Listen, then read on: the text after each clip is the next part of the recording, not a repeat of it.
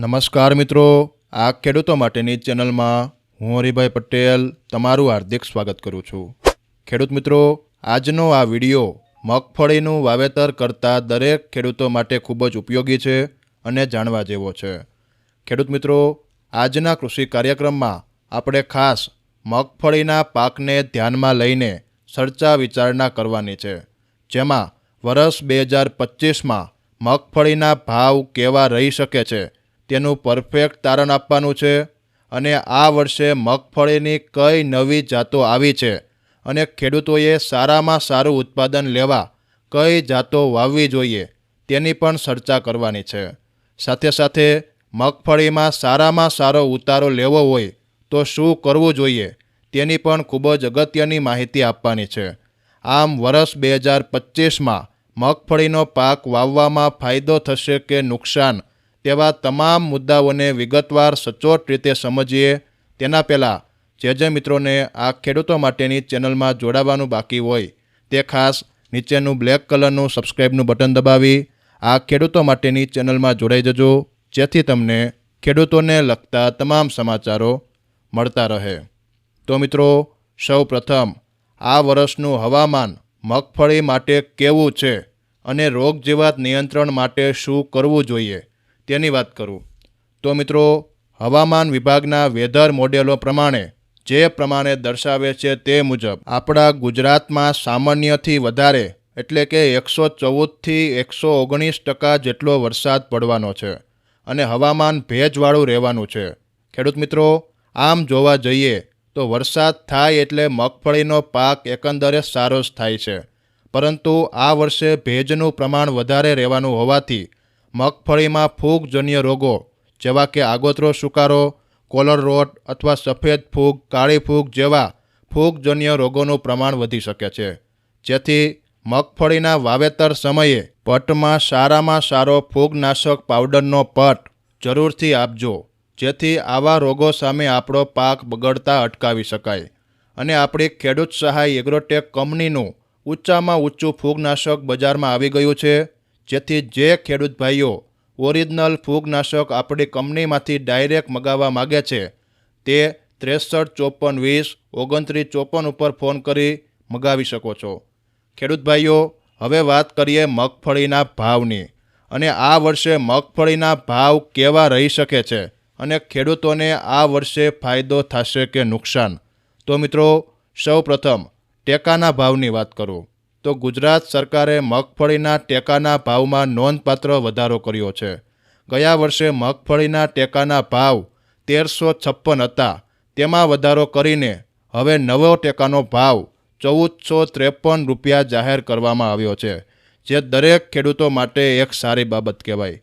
ખેડૂત મિત્રો, આ વર્ષે મગફળીના વાવેતરમાં નોંધપાત્ર વધારો થવાનો છે તે પાક્કું છે, જેથી બજારોમાં મગફળીની મબલખ આવકો થઈને શરૂઆતથી 1 થી 1.5 મહિના સુધી મગફળીના ભાવ નીચા રહી શકે છે, જેથી જો ખરેખર સારો ભાવ લેવો હોય તો ખેડૂતોએ વેચવામાં ઉતાવળ કરવી નહીં। ચીન તેમજ યુરોપીય દેશોમાં ભારતીય મગફળીની ડિમાન્ડ હંમેશા વધતી જોવા મળે છે, જેથી આ વર્ષે પણ મગફળીની નિકાસમાં વધારો થવાનો છે, જેથી તમામ ખેડૂતો મગફળીને ટેકામાં વેચવાનો પ્રયત્ન કરજો અને ખાસ નોંધણીની તારીખો આવે ત્યારે આળસ કર્યા વિના ફોર્મ ભરી દેજો, જેથી ટેકામાં જાય એટલી ટેકામાં અને બાકીની ખુલ્લી બજારોમાં વેચવા માટે આપણે રણનીતિ વર્ષોની જેમ આપવાની છે, જેથી જે ખેડૂત ભાઈઓ અમારી સાથે જોડાયા નથી તે ખાસ સબસ્ક્રાઈબ કરજો, જેથી હું જેવો જ વિડીયો મૂકું તરત તમને નોટિફિકેશન મળી જાય અને તમે બજાર ભાવથી અપડેટ રહો। ખેડૂત મિત્રો, આ વાત થઈ ભાવની। હવે મગફળીની નવી જાતોની વાત કરીએ તો મિત્રો, બજારમાં અત્યારે ઘણી બધી મગફળીની નવી જાતો આવી ગઈ છે અને ઘણી બધી કંપનીઓ અલગ અલગ નામો આપીને તેનો પ્રચાર કરે છે, જેથી દરેક ખેડૂત ભાઈઓને ખાસ સૂચના આપવાની છે કે કોઈ પણ લોકલ કંપની હોય કે લોભામણી જાહેરાતો આપીને પ્રચાર કરતી કંપનીઓ જેવી કે વીઘે 40 મણ થશે, 50 મણ થશે, આવી કંપનીઓની ખાસ સાવધાન રહેજો અને બિયારણના ખોટા ઊંચા ભાવ ભરતા નહીં, કેમ કે મગફળીના સારા ઉતારાનો આધાર મગફળીની જાતોની સાથોસાથ તમે તેમાં કેવી કાળજી રાખો છો અને કેવા તત્વો નાખો છો તેના ઉપર રહેલો છે. તો મિત્રો, આ વર્ષે વાવવા જેવી મગફળીની મુખ્ય જાતો હોય તો જીજી 32 નંબર, જેણે ઘણા ખેડૂતો બીટી 32ના નામે પણ ઓળખે છે. મિત્રો, આ જાત રોગ જીવાત સામે પ્રતિકૂળ છે અને જાતમાં ઉતારો પણ ખૂબ જ સારો બેસે છે. અને એક બીજી લોકપ્રિય જાત હોય તો 39 નંબર. મિત્રો, આ 39 નંબર બિયારણની જાત ખૂબ જ સારી છે, તેમાં પણ ખૂબ જ સારા મગફળીના ઉતારા બેસે છે. અને બીજી અન્ય જાતોની વાત કરું તો 20 નંબર, 22 નંબર, જીજી 5, જીજી 7 નંબર જેવી જાતો પણ ખેડૂતો વાવેતર કરી શકે છે. મિત્રો, આ વાત થઈ બિયારણની. હવે મગફળીમાં જો ખરેખર 35થી 40 મણનો ઉતારો બેસાડવો હોય તો ખાસ ધ્યાન પાયાના ખાતરમાં આપવાનું છે. ખેડૂત મિત્રો, જેટલો પાયો મજબૂત હશે એટલો ઉતારો સારો બેસશે. જેથી ઘણા બધા ખેડૂતો પાયામાં માત્ર ડીએપી આપે છે, પણ ખરેખર સારું ઉત્પાદન લેવું હોય તો ડીએપીની સાથોસાથ માઇક્રો ન્યુટ્રિયન તત્વો ધરાવતું ખાતર એટલે કે ઝીંક, બોરોન, મેંગેનીઝ, કોપર, નિકલ જેવા તત્વો ધરાવતું ખાતર જરૂરથી નાખવું જોઈએ. મિત્રો, આ માઇક્રો ન્યુટ્રિયન ધરાવતું ખાતર ડીએપી સાથે અથવા બીજા પાયાના ખાતર સાથે મિક્સ કરવાથી મગફળીમાં શરૂઆતથી લઈ સૂયા ફૂટવામાં અને દાણો ભરાવદાર કરવામાં આ માઇક્રો ન્યુટ્રિયન ખૂબ જ અગત્યનો ભાગ ભજવે છે. ખેડૂત મિત્રો, જેમ માણસને દરેક વિટામિનની જરૂર પડે તેમ આપણા છોડને પણ દરેક વિટામિન આપવામાં આવે તો ઉત્પાદનમાં વધારો થાય જ.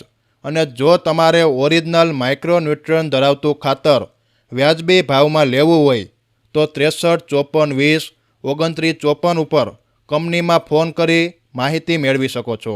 ખેડૂત મિત્રો, હું તમને જે કાંઈ પણ પ્રોડક્ટની ભલામણ કરું છું તે તમામ ખાતરો અને દવાઓ 100% સરકારી લેબ ટેસ્ટમાં એપ્રુવલ થયેલા છે અને હજારો ખેડૂતોએ વાપરીને સારામાં સારા રિઝલ્ટ લીધેલા છે.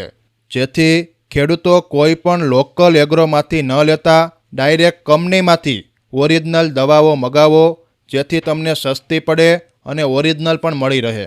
હાલ મિત્રો, આજના કૃષિ કાર્યક્રમમાં બસ આટલું જ. જો માહિતી સારી લાગી હોય તો વિડીયોને એક લાઇક કરી કોમેન્ટમાં જય જવાન જય કિસાન જરૂરથી લખજો અને તમારા મિત્ર મંડળને પણ આ વિડીયો શેર કરજો, જેથી તે પણ આ માહિતી જાણી શકે. હાલ મિત્રો, અમને રજા આપશો. જય જવાન જય કિસાન.